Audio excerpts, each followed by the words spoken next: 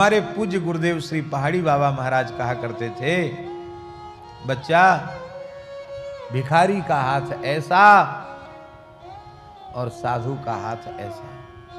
वो कहते थे मुंह से न कहे, संसार के किसी भी व्यक्ति से कुछ भी लेने की इच्छा संकल्प यदि तुम्हारे मन में उत्पन्न हो गया तो तुम तत्काल साधुता से नीचे गिर गए, भ्रष्ट हो गए और तुम भिक्षुक हो गए, भिखारी हो गए। महाराज कहते थे कि कभी कोई साधु महात्माओं को ये नहीं कहता, भले ही वो मधुकरी मांग के खाते हैं, फिर भी लोग ये नहीं कहते आइए भिखारी जी महाराज। ये बोलता है कोई? क्या कहते हैं? आओ महाराज, आओ महाराज। भिखारी जी कोई नहीं बोलता है। मांगते भिखारी भी हैं और मांगते संत भी हैं, पर संत को भिखारी नहीं कहते, क्योंकि भिक्षान्न प्राप्त करना यह तो देह धर्म का पालन है, वो याचना नहीं है। लेकिन इस देह के लिए जो अत्यंत आवश्यक है, उस अन्न आदि की भिक्षा के अतिरिक्त कुछ भी लेने की इच्छा रखने वाला तत्काल अपने पद से, पथ से और पद से नीचे गिर गया। इसलिए किसी से कुछ लेने की इच्छा न करे। ये बात बहुत पुरानी है, अनुमान है लगभग सन 37-38 की बात होगी, 1937-38 की बात होगी। अंग्रेजी शासन तो था ही, और पहाड़ी बाबा खाकशोक आश्रम में पुराना मंदिर था और झोपड़ा बने हुए थे, उन्हीं में संतों के आसन थे। अब झोपड़ा बार बार बदलने पड़ते थे, बरसात के बाद फिर उसको सुधारना पड़ता था, बाकी सब कच्चा था।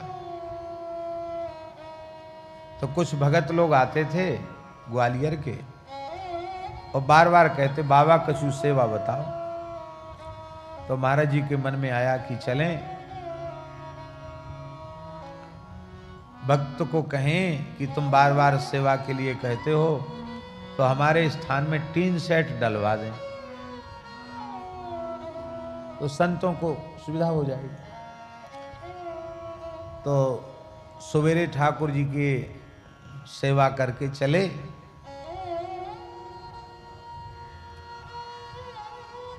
और पहुंच गए ग्वालियर।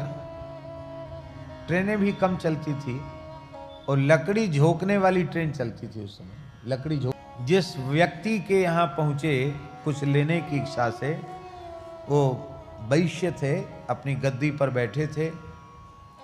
महाराज जी जैसे ही पहुंचे, आओ आओ महाराज, आओ महाराज पधारो।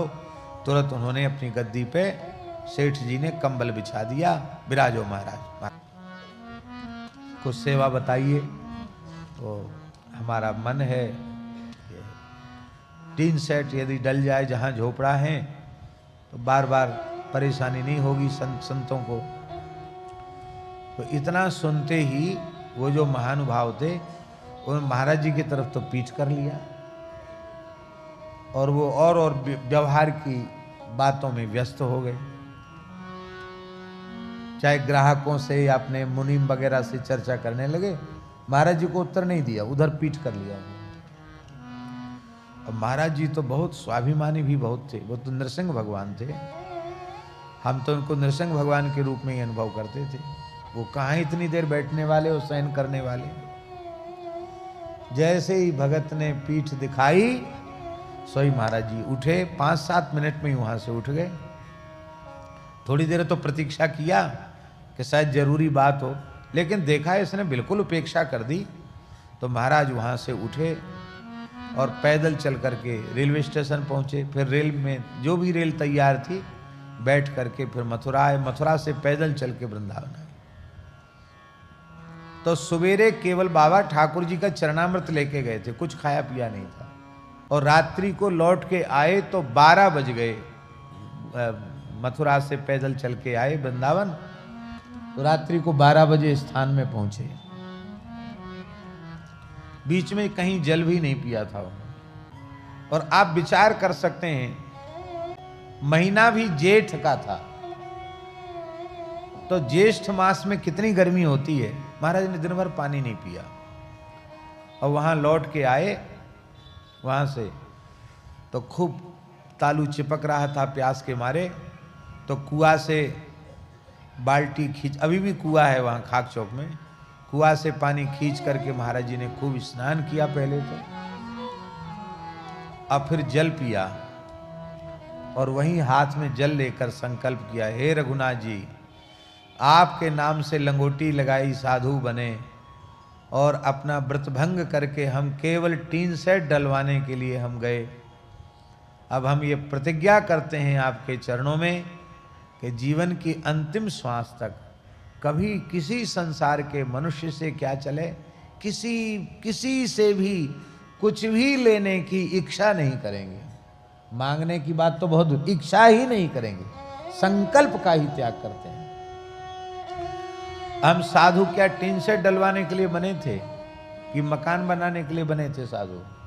हम तो भजन करने के लिए साधु बने थे।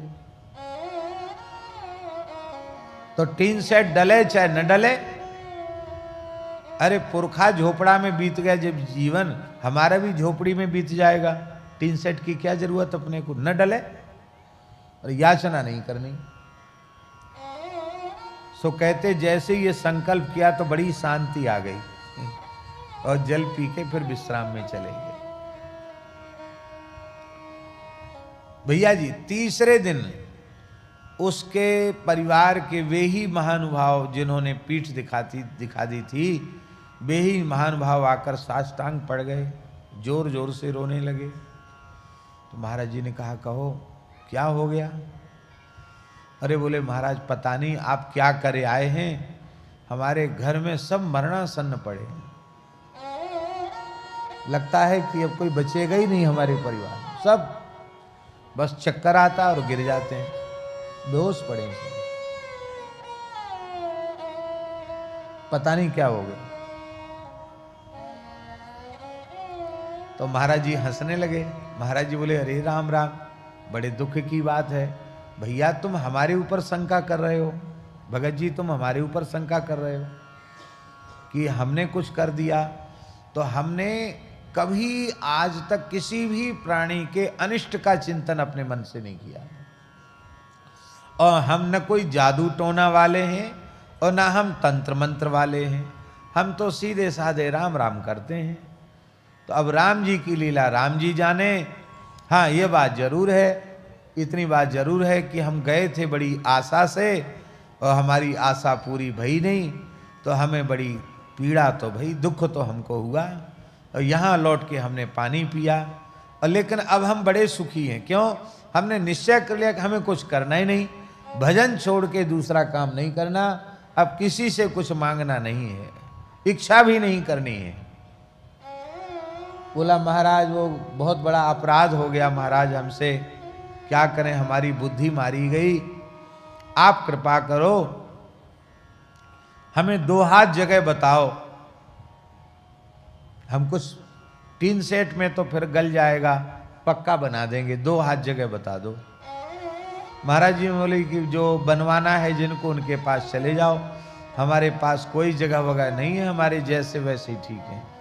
सो रोने लगा। बोले इसका मतलब आपने हमको क्षमा नहीं किया, हमारे परिवार को प्राण दान दो। तो महाराज जी कहते कि अब कुछ तो पिंड तो छुड़ाना था, तो धूना की विभूति लेकर हमने कहा जाओ सबके माथे पे लगा देना, ठीक हो जाएंगे, लेकिन बनाने बनाने का हमको कोई अब आवश्यकता नहीं है, ले जाओ जाओ यहाँ से, लेकिन यहाँ रोग आओ मत। कहते आश्चर्य हो गया, वो जाते ही कुछ वो भस्म लगाई, सब ठीक हो गए। फिर उन्होंने बनाया, अब तो पुराना सब विसर्जित करके वहाँ नया निर्माण हो गया है। फिर जो टीन सेट जिन्होंने नहीं बनाया था, उन्होंने लगभग पूरे स्थान का निर्माण, जो पुराना स्थान जितना था, नीचे का पूरा पंगत घर, रसोई घर, संत निवास, सब उन्होंने बनाया।